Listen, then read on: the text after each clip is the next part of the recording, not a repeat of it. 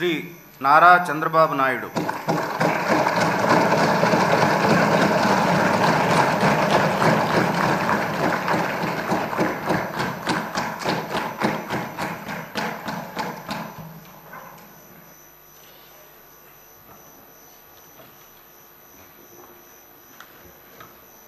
నారా చంద్రబాబు నాయుడు అనే నేను శాసనసభ సభ్యునిగా ఎన్నిక అయినందున శాసనం ద్వారా నిర్మితమైన భారత రాజ్యాంగం పట్ల నిజమైన విశ్వాసం, విధేయత చూపుతానని, భారతదేశ సార్వభౌమాధికారాన్ని, సమగ్రతను కాపాడుతానని, నేను స్వీకరించబోయే కర్తవ్యాన్ని శ్రద్ధాశక్తులతో నిర్వహిస్తానని దైవ సాక్షిగా ప్రమాణం చేస్తున్నాను.